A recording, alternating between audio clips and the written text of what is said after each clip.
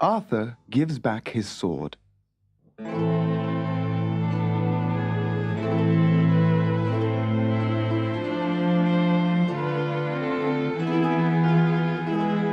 The days of the Knights of the Round Table are over now.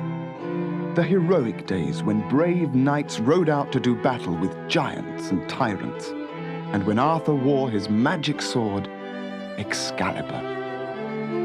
They have all gone. Arthur and the knights and Excalibur. They fell like leaves in winter, but their story still stands like a tall tree with many branches. When Arthur set sail for France to fight in the wars, he left England in the care of his nephew, Sir Mordred. Poor, weak Mordred. He had never tasted such power. He tried on the crown of England, and he sat in Arthur's seat at the Round Table. And he said to himself, "It's good to sit in the place of the king, but how much better it would be if I owned his crown, and his chair, and his castles."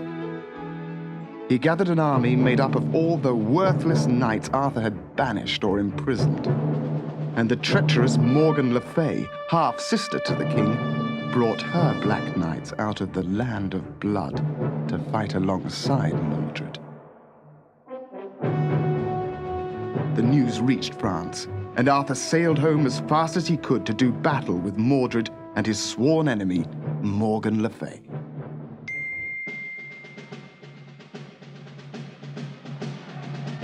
It was a terrible and terrifying battle. Good knights and bad took each other's lives with sword and lance, mace and axe. Every one of Mordred's men was killed. Morgan, the sorceress, seeing that the battle could not be won, fled the field and lived alone in her realm of blood till both she and her magic withered and died. At last, no one on the battlefield was left alive but Sir Mordred, Arthur, and one young knight of the Round Table, the bold Sir Bedivere. Mordred hammered at Arthur with his broadsword, but every blow from the king's magic sword Excalibur sliced open Mordred's shield. Arthur's shout rose above the clatter of weapons. "Die, you traitor! Excalibur is sharper than any sword that was ever drawn in battle!" Mordred dropped on one knee. "Ah, but where is the magic scabbard to protect you from hurt? Didn't your own sister steal it from you? Isn't it lost forever in the black ooze of a bog?" And jabbing one last time with his sword, he stabbed Arthur in the heart. As he did so, he fell with his face to the ground and died.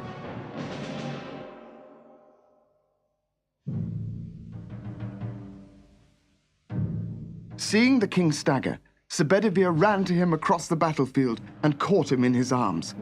"Ah, find Merlin, my lord. He'll make you well again," sobbed the young knight. "No, boy," said Arthur. "I'm weary. I've done my work. All the bad knights in England are dead, and you are left alive to tell my story. I'm ready to sleep now. But I do have one last command for you.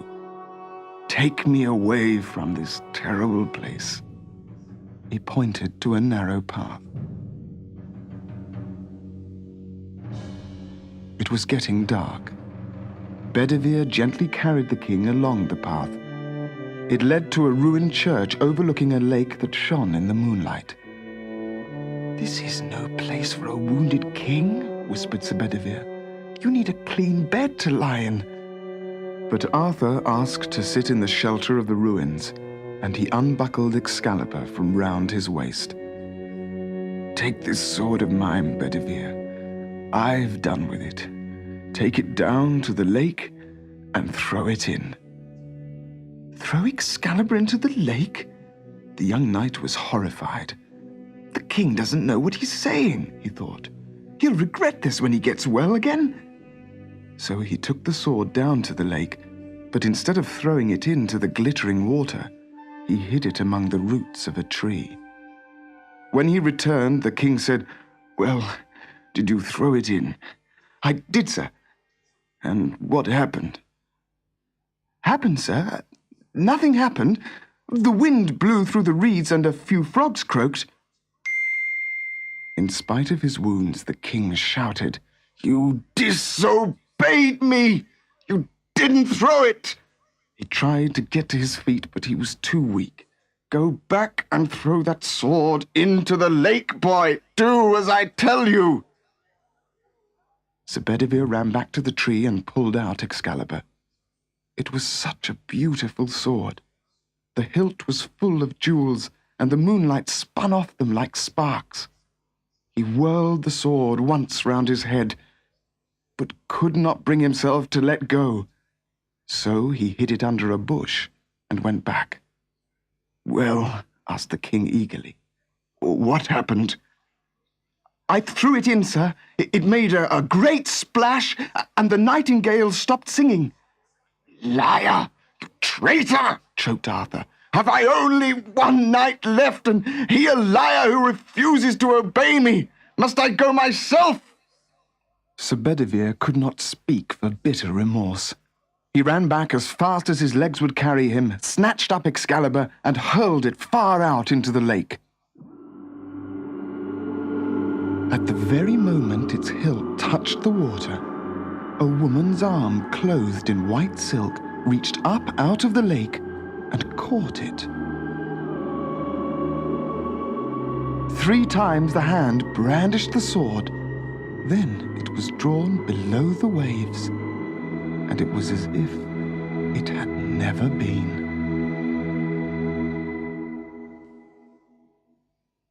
Breathless with amazement, Sir Bedivere ran back to King Arthur and told him what he had seen.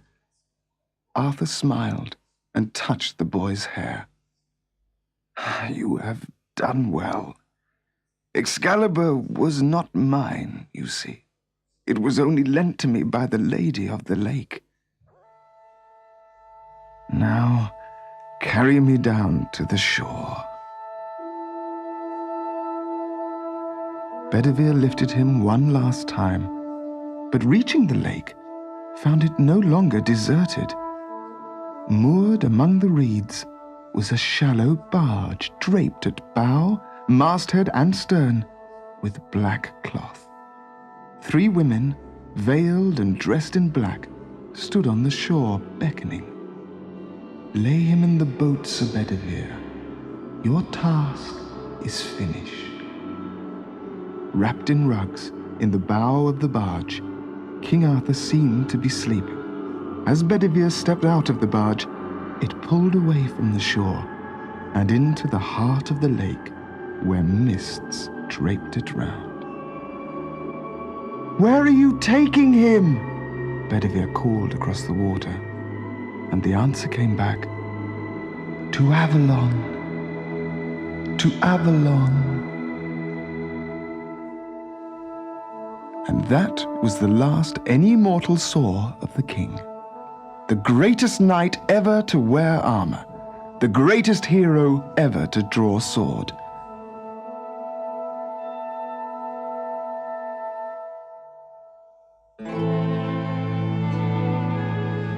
People say that Arthur is not dead, that the herbs of Avalon healed him, and he is sleeping, worn out after all his battles.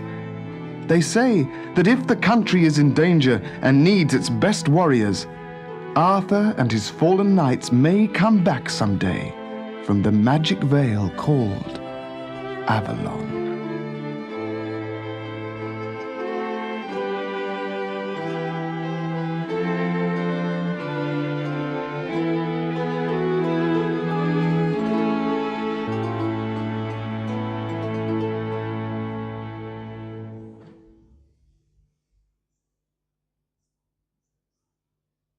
Butterflies on the Moon.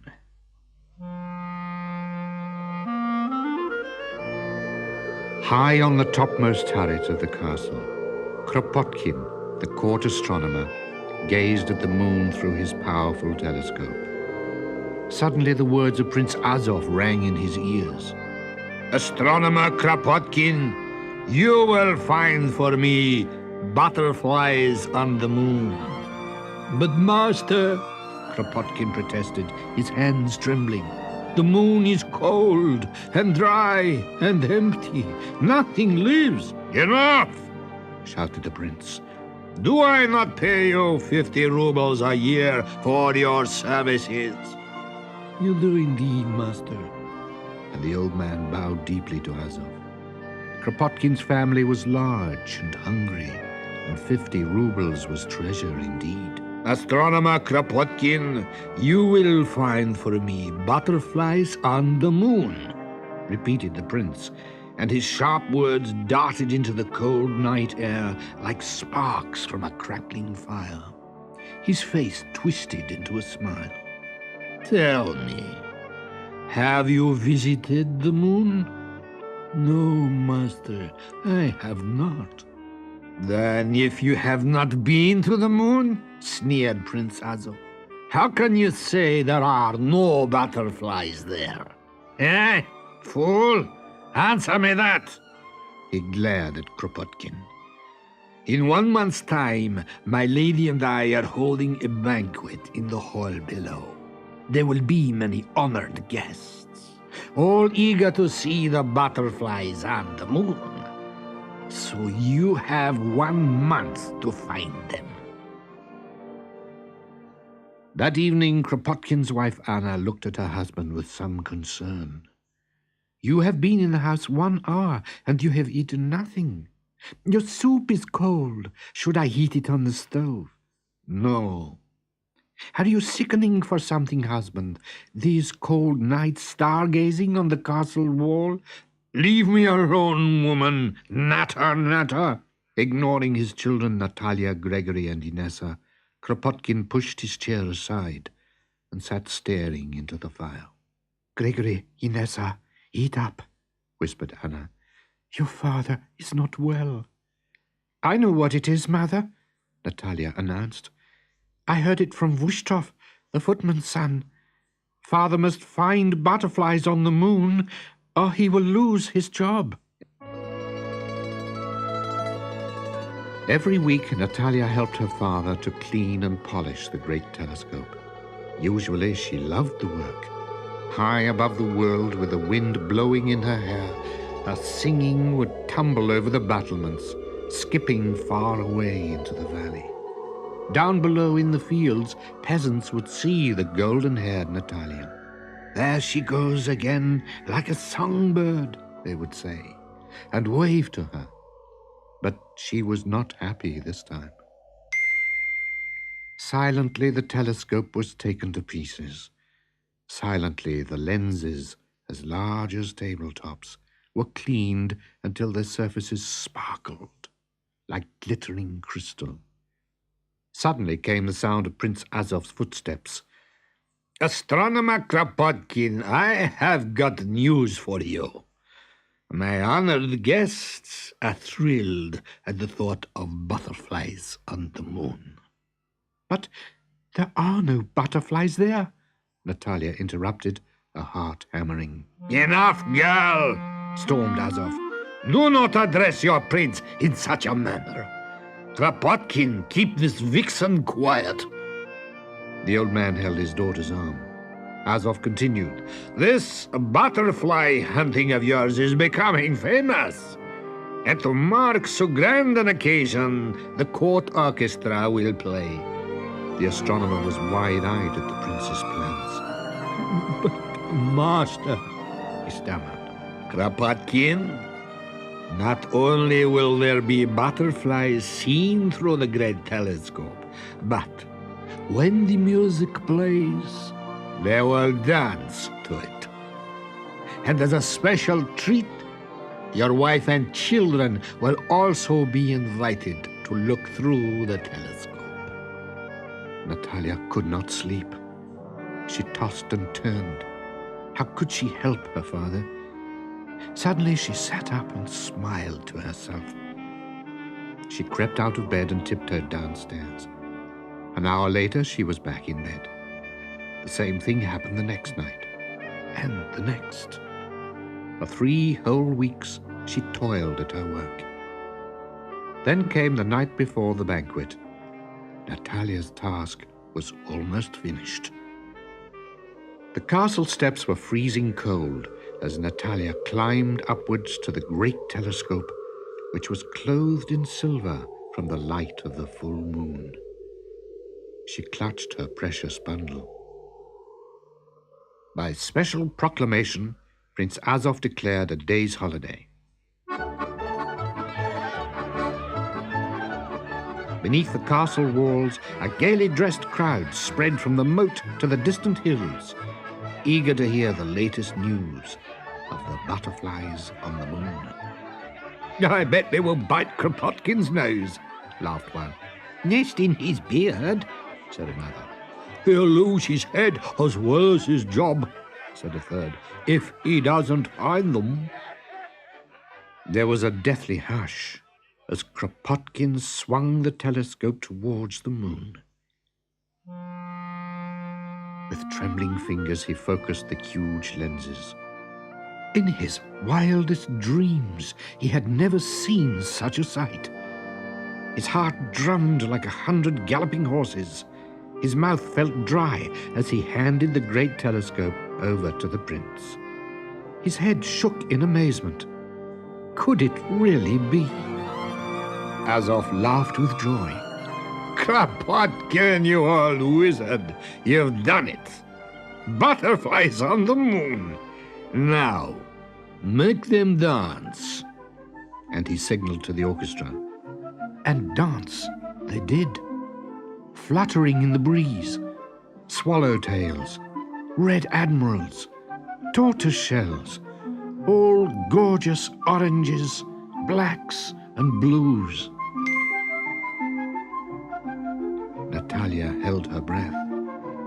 Only she knew the secret. The prince's honored guests were thrilled by the sight. Azov waved his hand to Anna and the children. Come and have a look. Your husband is indeed a miracle worker. Anna, Gregory, and Inessa crowded round. Then, disaster! Little Inessa pushed a button and the lens at the far end went spinning over the battlements, taking with it Natalia's paper butterflies, which she had taken 3 weeks to paint and cut out. The lens shattered into 1,000 pieces, and the paper butterflies were caught by the wind. The prince's face turned black with fury, but the crowd roared with delight. See, see, the butterflies, they're going back to the moon.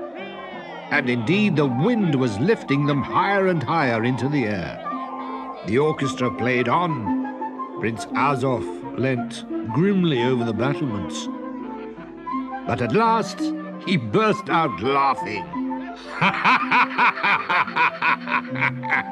Astronomer Kropotkin, you have done me proud this night. Not only have you found me butterflies on the moon, you have brought them down to earth, he roared. And all the honored guests cheered. At Kropotkin's feet, a small piece of colored paper spun in the breeze. He picked up the paper butterfly and put it gently into Natalia's hand. Thank you, daughter. And he kissed her. Then Kropotkin, Anna, Natalia, and the whole family danced and danced the night away.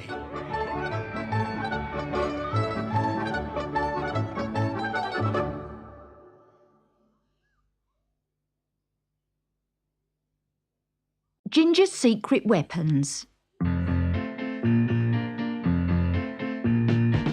Ginger Jones was always late for school, but today was going to be different. He'd made a big effort to get up early.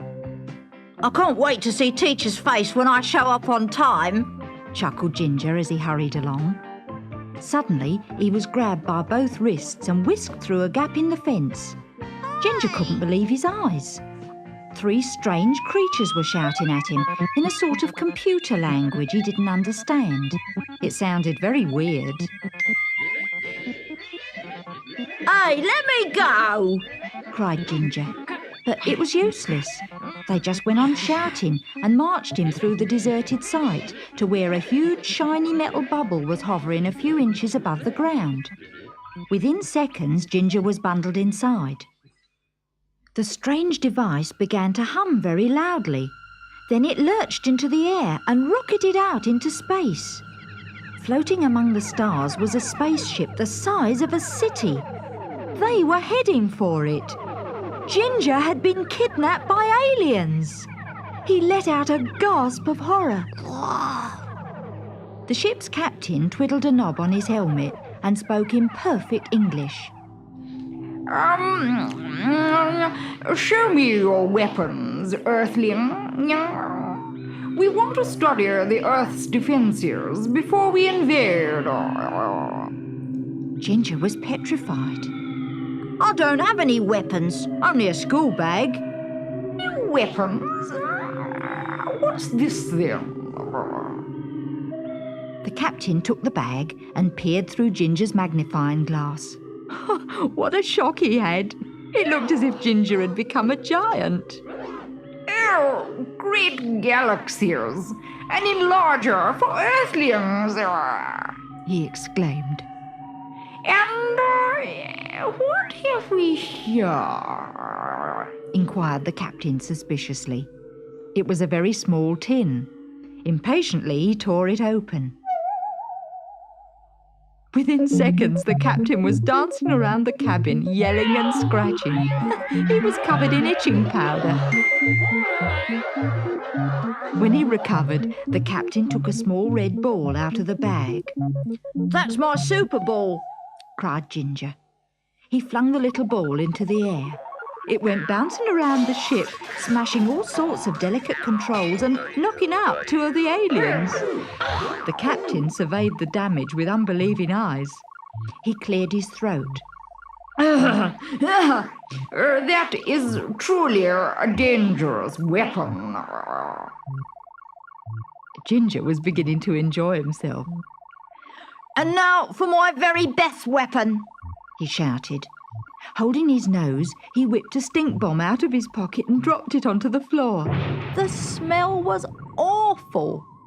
Gas! Cried the crew in panic, coughing and spluttering. You're too powerful for us, groaned the captain. There will be no invasion. But is there anything we can do for you, Earthling? Well, I'm late for school now, said Ginger. It starts at 9, you see. Just follow me, said the captain. Get into this time tube, he said to Ginger. I'll set the dials for 10 to 9, Earth time. Farewell, Earthling. There was a loud click, and Ginger began to spin round and round at an alarming speed. He closed his eyes and crossed his fingers. Suddenly, his feet touched the ground. He was back just where he had started, hurrying past the gap in the fence on his way to school. It was 10 to 9. Ginger chuckled to himself. Oh, this morning, for once, I'm on time for school. I can't wait to see teacher's face.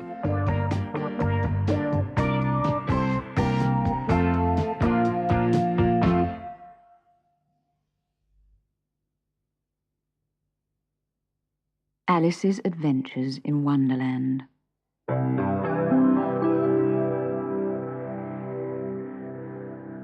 Poor Alice felt very lonely.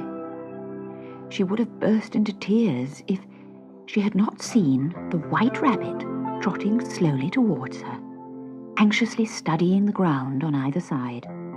The Duchess, he muttered. Oh, my dear paws. Oh, my fur and whiskers. She'll have me executed as sure as ferrets are ferrets. Where can I have dropped them, I wonder? Alice guessed immediately that he was looking for his fan and white gloves, and she began to hunt around for them. But everything had changed since her swim in the pool. The hall, with its glass table and little door, had vanished completely, and so had the fan and the gloves. Very soon the rabbit noticed her. Why, Mary Ann, he called out angrily. What are you doing out here? Run home this minute and fetch me a pair of gloves and a fan. Quick now! Alice was so frightened at the rabbit's tone of voice that she ran off at once in the direction he pointed to. Mary Ann? He thought I was his housemaid, she said to herself as she ran. Soon she reached a little house with the name W. Rabbit engraved on a brass plate on the door. She went in without knocking and hurried upstairs to a room where she noticed a little bottle standing on a table. I know something interesting is sure to happen whenever I eat or drink anything, she said. So I'll just see what this bottle does. I do hope it'll make me grow large again. She quickly drank half the bottle. And next thing she knew, her head was pressing against the ceiling. Oh dear, I do wish I hadn't drunk quite so much. But it was too late. She went on growing and growing, and very soon she had to lie down with one arm out of the window and one foot up the chimney. Luckily for Alice, she grew no larger, but she was very uncomfortable. She was beginning to wonder how she would ever get out again when she heard the White Rabbit calling. Mary Ann! Mary Ann!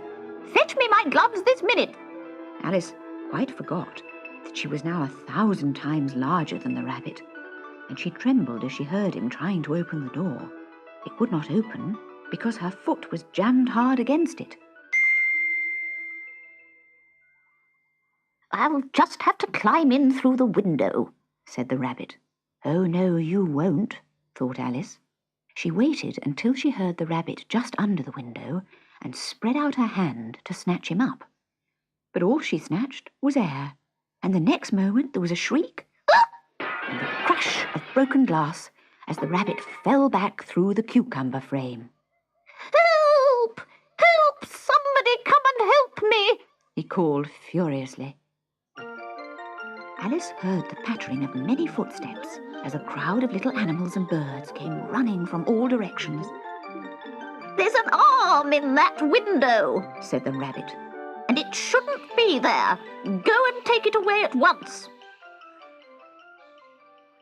There was a long silence after this, but at last Alice heard the rumbling of little cart wheels and the sound of many voices talking together. Bill, bring the ladder here, said one. Put it here at the corner of the house. Now, Bill, the master says you're to go down the chimney. Bill, the lizard, climbed up onto the roof, and Alice put her foot down the chimney as far as it would go.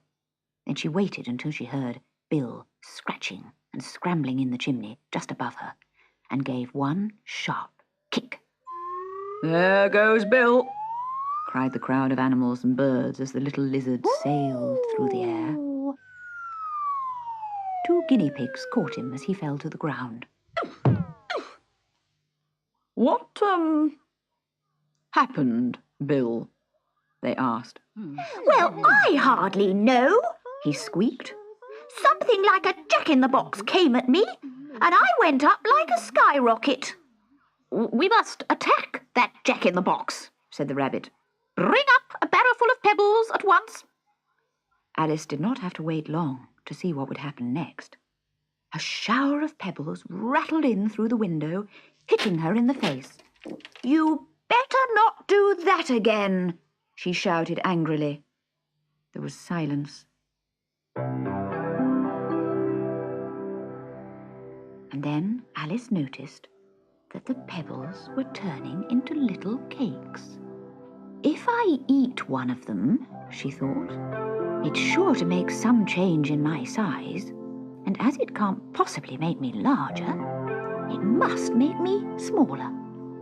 So she swallowed one of the cakes and immediately shrank until she was small enough to get through the door. She ran out of the house, and the crowd of little animals and birds rushed towards her. Then she ran as fast as she could and soon lost them in a thick wood.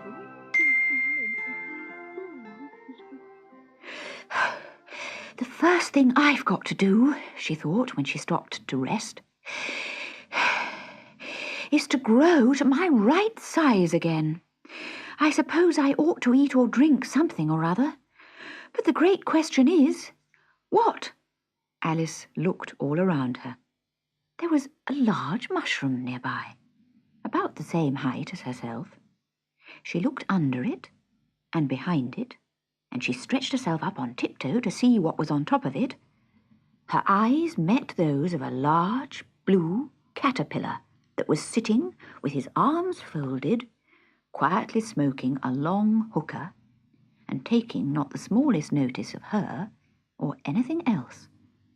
He slowly took the hookah out of his mouth. Who are you? He asked sleepily. I hardly know, sir. You see, since I got up this morning, I haven't kept the same size for 10 minutes. And being so many different sizes in a day is really very confusing. No, it isn't, said the caterpillar. Well, perhaps you haven't found it so yet, said Alice. But when you have to turn into a chrysalis, you will some day, you know. And then after that into a butterfly, I should think you'll feel it a little queer, won't you? Not a bit. Well, said Alice, all I know is it would feel very queer to me. The caterpillar was silent for a while. Then he said, What size do you want to be? Oh, I'm not particular, but I would like to be a little larger than 3 inches. It is such a wretched height. It is a very good height indeed, said the caterpillar angrily, rearing himself up to his full 3 inches. Then he yawned, got down off the mushroom, and very slowly crawled away into the grass. One side of the mushroom will make you grow taller, he called as he disappeared. And the other side will make you grow shorter. But which is which? Thought Alice, and she stretched her arms round the mushroom and broke off a bit of the edge.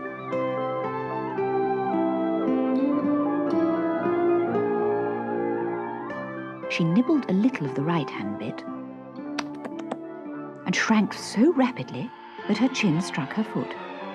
Feeling very frightened, she then nibbled a little off the left-hand bit.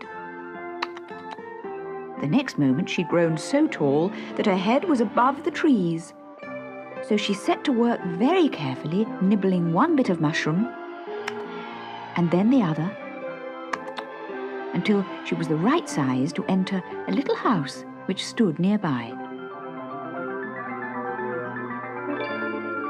I wonder who I shall find inside, thought Alice, and she walked towards the front door.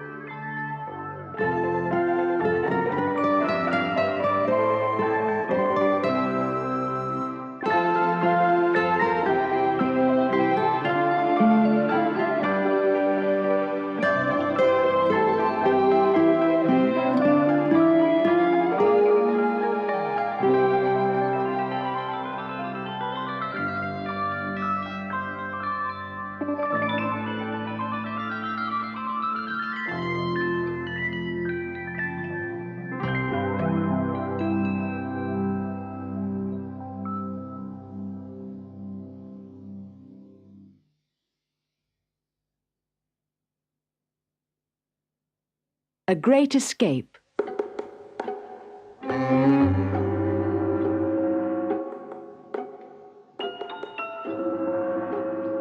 Long ago, when the ticking of time had barely begun, the world was wild and dangerous. It was foolish to venture far from home. But one small frog had strayed from the safety of his pool. Like the drip-dripping of water drops, the little frog's heart beat in his chest as he felt the ground softly tremble. Something was coming through the scrub. The sound was so close and the pool so far away. Perhaps I should crouch still and pretend to be a stone, thought the little frog. But as he looked back, a huge lizard burst out of the scrub, heading straight for him. In zigzagging leaps, the frog set off for his pool, the scuttling lizard getting closer every moment. Ahead of him, the lizard saw the frog, but he was not thinking of food. Inside his scaly chest, his heart was leaping, for he had heard behind him the running feet of a human being. And looking round, he saw the two-legged hunter running with a stick in her hand. I could crouch still and pretend to be a rock, thought the lizard, but humans are too clever. She'd spot me and kill me and roast me over her campfire. So he scuttled on, and behind him the shrieking human got closer and closer with every stride. The little girl saw the lizard ahead of her, but she was not thinking of food. Inside her narrow chest, her heart was rapping like a fist, for behind her she had seen one huge horn slash down the long grass, the hooves gouge holes in the ground, and she heard a bellow of rage as the woolly rhinoceros thundered after her. She ran and ran, but with every step the rhino got closer. Ahead of him, the woolly rhinoceros saw the little girl, but he was not thinking of trampling her, only of getting away. Inside his leathery chest, his heart banged like a drum. He had heard the roar and seen the flash of golden fur among the trees. A tiger was coming after him, and though his hurtling gallop shook the ground like an earthquake, he knew that the tiger was faster, gaining with every bound. Ahead of him, the saber-toothed tiger saw the rhinoceros, but he was not thinking of food. Inside his velvet chest, his heart pounded like a hammer, for his golden nostrils had smelt the smell behind him, and his swiveling ears heard the crackling in the trees. Behind him came the biggest and fastest enemy of all, fire. It gained and it gained and it gained on the tiger, on the woolly rhinoceros and the little girl, on the lizard and the frog. It devoured trees and bushes. It washed away the grass in a flood of flame. The whole space between sky and earth was filled with smoke. All at once, the creatures were not running away from each other. They were all running away from the fire. The frog reached its pool and dived in. The lizard jumped in behind. The little girl threw herself into the water, and the rhinoceros, who could not stop, hurtled straight in up to his neck. Last of all, the tiger, swimming head up, eyes shut and ears flicking, paddled to the heart of the pool. Round the pool and over their heads, the fire raged. Great flapping flags of flame shook in their faces and scorched the eyebrows of the little girl and the wool of the rhinoceros. And then the fire was gone, into the distance, destroying everything in its path and driving whole herds ahead of it. All round the pool, the plants were black, smoking, dead. The creatures in the pool looked round at one another, and none of them moved.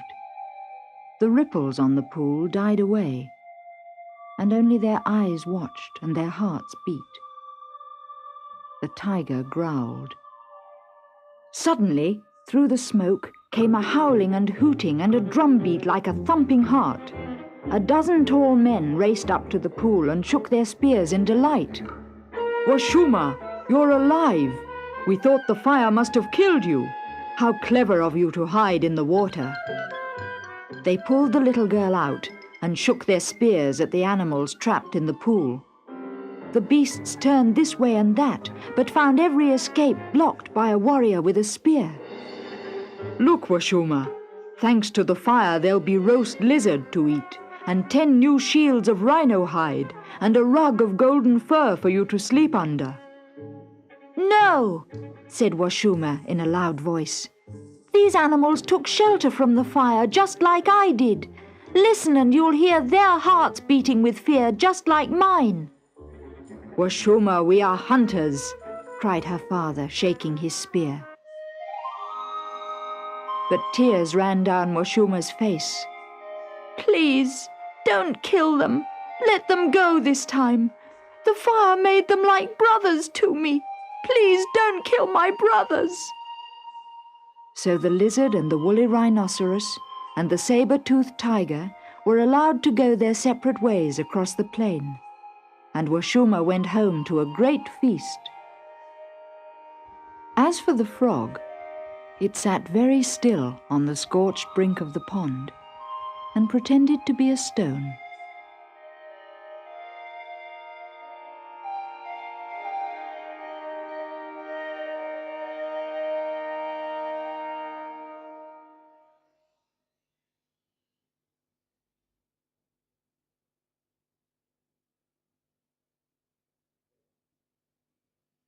The Miller and His Donkey.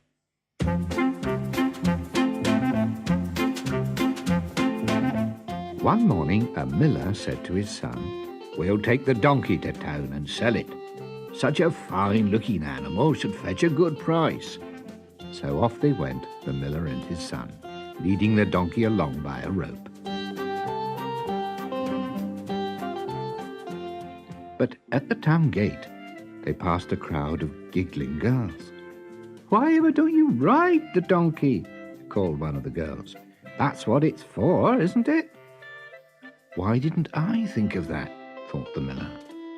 He lifted his son onto the donkey and trudged on alongside them.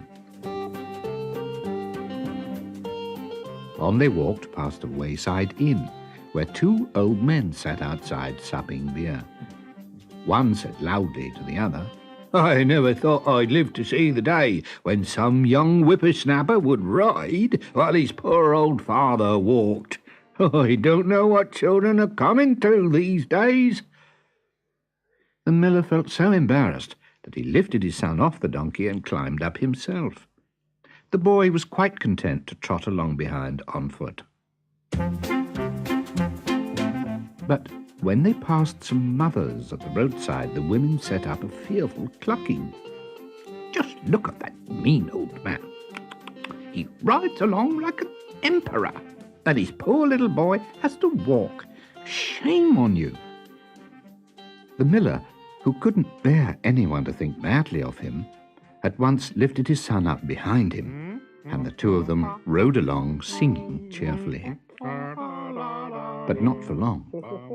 A farmer, leaning on his fence, smoking a leisurely pipe, called out to them, "Where are you heading on that poor wee donkey?" "To market, to sell the donkey." "Pah! By the time you get to town, the poor wee beastie will be half dead from carrying the 2 of you. Nobody will pay you a penny for it." The miller was so horrified to hear this that he jumped down. "Why didn't I think of that? Get off this instant, son, and find a long pole. If we can give the donkey a rest before it gets to town, perhaps it will be fit to sell." To the farmer's great amusement, the miller and his son set about lashing the donkey to a pole by its feet. They staggered off with the beast slung between them. It was very slow going.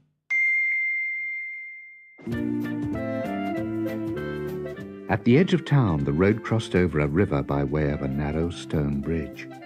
Crowds of people were flocking to market, but they all stopped to stare when they saw the miller and his son crossing the bridge with a donkey slung between them. "They're carrying their donkey! Come and see! Did you ever see anyone as silly as these 2? Louder and louder, their laughter shook the bridge and echoed under its arches. "Look at the donkey!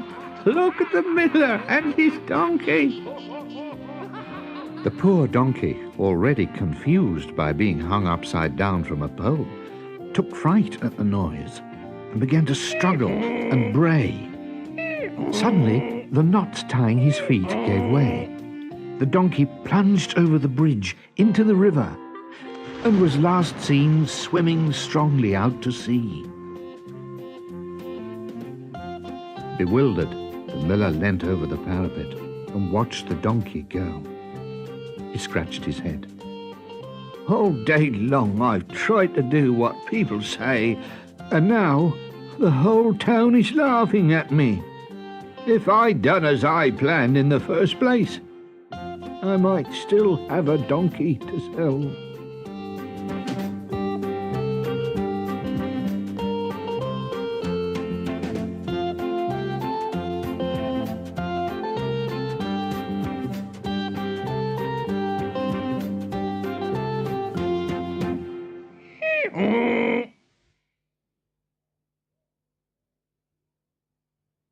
Sheepdog. Born one day in a field of sheep, shaggy and grey and confused with sleep, the one his mother didn't keep, Bruno. Wagging, bounding, panting, grinning, he thought himself from the beginning the one and only sheep to sing in Tuno. For when the moon was full and bright, he'd creep away through stark moonlight and howl and growl and bark all night through, oh. But then one night as Bruno sang, the shiny dog star bared its fangs, and joining in, it sang along a duo. Two dogs we are, and dogs agree that sheep, however fine they be, could never bleat as sweet as we two do, oh.